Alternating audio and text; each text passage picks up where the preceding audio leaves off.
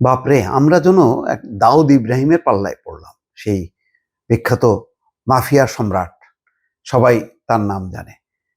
বাংলাদেশের যে ঘটনা হাদিকে ঘিরে, সেখানেও আসছে এক দাউদ। তার পুরো নাম হচ্ছে ফয়সাল করিম দাউদ। একটা জিনিস বুঝলাম না, তাকে ধরায় দেওয়ার জন্য 50 লাখ টাকা পুরস্কার ঘোষণা কেন?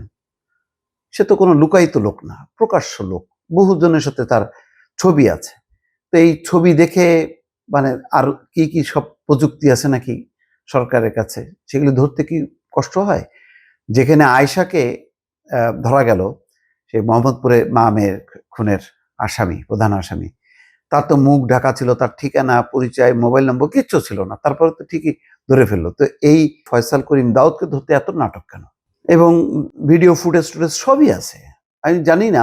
এবং দেখা যাচ্ছে যে সে ছাত্রলীগের সাথে জড়িত, আওয়ামী লীগের ছাত্রলীগের সাথে জড়িত। 2019 সালে 11ই মে ঘোষিত ছাত্রলীগের পূর্ণাঙ্গ কমিটিতে তিনি আবার সদস্যও ছিলেন। তার পুরো নাম ফয়সাল করিম দাউদ খান। বাপরে। তো এখন ইনকলাব মঞ্চের সঙ্গে সে খুব ঘনিষ্ঠ ছিল। তো এই ঘনিষ্ঠ থাকা অবস্থায় কেন গুলি করলো? এবং হাদির অবস্থা এখনো সংকটজনক অবস্থার মধ্যে আছে। হাদির যেই ইনকলাব কালচারাল সেন্টার সহ বিভিন্ন জায়গায় ফয়সাল করিমের সঙ্গে তার কিছু ছবিও আছে। সেই ছবিগুলোতে থাকা ফয়সাল করিমের সঙ্গে গুলি করা ব্যক্তির চেহারা সাদৃশ্য রয়েছে, যেগুলি তাকে সন্দেহ করা হচ্ছে। তো কোথায় সেই দাউদ? দাউদকে কেন ধরা যাচ্ছে না? কেন পুরস্কার ঘোষণা করতে হচ্ছে? দাউদ করিম কোনো লুকায়িত না, তার ফেসবুক পেজ আছে, এখন নাকি ডিঅ্যাক্টিভ আছে।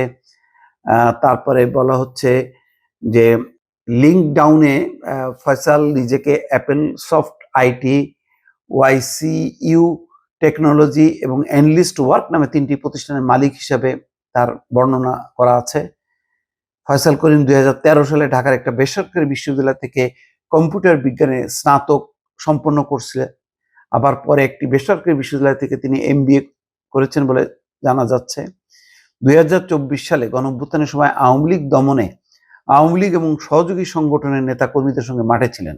তো এই যে এখন ওসমান হাদি, ওনাদের সংগঠন, গণঅভ্যুত্থানের পরে এই গণঅভ্যুত্থানের নানান সংগঠন, এনসিপি, ইনকলাব মঞ্চ, আরো কি কি মঞ্চ আছে, তো এখানে অনেকেই চলে গেছে গণঅভ্যুত্থানের সাথে যুক্ত, যাদের কর্মক্ষেত্রে চলে গেছে, শিক্ষা প্রতিষ্ঠানে চলে গেছে। নতুন কিছু লোকজন ভিড় করছে, তাদেরকে নিয়ে তাদের ব্যাকগ্রাউন্ড যাচাই বাছাই না করে তারা হঠাৎ করে কেউ ইনকলাব মঞ্চে, কেউ এনসিপিতে যথেষ্ট সক্রিয়। এখন দেখা যাচ্ছে যে কেউ চাঁদাবাজ, এরকম ঘটনা তো ঘটছে, এবং কেউ দুর্বৃত্ত, মামলা আছে, এই ছেলেটার নামেও মামলা আছে। এবং 17 লাখ টাকা কোথা থেকে মানে সে ছিনতাই করছিল, সেখানে ধরাও পড়ছে। তারপরে আবার বলা হচ্ছে যে মামলা হওয়ার গত বছর 28 অক্টোবর আদাবর বাইতুল আমান হাউজিং সোসাইটি এলাকায় ব্রিটিশ কলম্বিয়া স্কুলের 4র্থ তলা অফিসে অস্ত্রের মুখে 17 লাখ টাকা লুটের ঘটনা ঘটে। তাহলে কি দাঁড়াচ্ছে? এগুলি তো সব নতুন, সব জুলাই যোদ্ধা নাম করে এরা এই লুটপাটে ব্যস্ত ছিল। যখন গ্রেপ্তার করা হয়, তার কাছে 2টা বিদেশি পিস্তল, 2টি ম্যাগাজিন, তার মানে লুট হওয়া এই সমস্ত অস্ত্রপাতি, থানা, 5টা গুলি, 3টা মুঠোফোন এবং 5,000 টাকা উদ্ধার করা হয়। 16ই ফেব্রুয়ারি হাইকোর্ট থেকে জামিন পায় এই ফয়সাল করিম দাউদ খান। জামিনের সময়সীমা বাড়াতে গত বছর 12ই আগস্ট আবেদন করলে হাইকোর্ট জামিনও মঞ্জুর করে। আজকে দেখলাম সেই সাজ্জাদ চট্টগ্রামে, তারও জামিন মঞ্জুর করছে।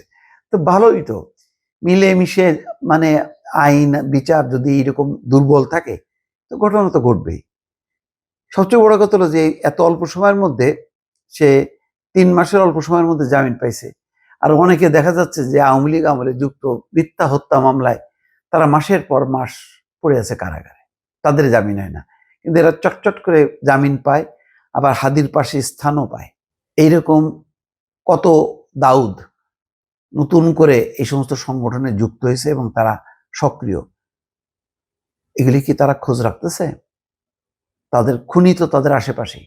নতুন যে সমস্ত সংগঠন হয়েছে 5ই আগস্টের পর, এগুলি সব অপরাধীরা, দুর্বৃত্তরা চাঁদাবাজরা এদের সংগঠনের ভিতরে যে আশ্রয় নিছে, কেউ চাঁদা তোলে, কেউ খুন করে, কেউ রাহাজানি করে। দেখেন এইগুলিকে প্রশ্রয় দিতে দিতে এখন এরা মানে আত্মঘাতী হয়ে গেছে, আপনাকেও ছাড়তেছে না, কারণ আপনি তো এইগুলিকে প্রশ্রয় দিচ্ছেন, আশ্রয় দিচ্ছেন, এদের ব্যাকগ্রাউন্ড চেক করেননি। তাহলে দায় কার? এই প্রশ্নটাও রাখতে হবে। চট করে ওই ভারত, ওই আওয়ামী লীগ একে আঙুল দিয়ে দেখাই দিলে হবে না। অপরাধে আপনি পালতেছেন, পুষতেছেন, এটাও অনুসন্ধান করা দরকার। নতুবা এই নতুন যে সমস্ত সংগঠনগুলি আছে তার নেতারা তারা বুঝতেও পারতেছে না যে কাদেরকে নিয়ে তারা রাজনীতি করতেছে। অতএব সাধু সাবধান।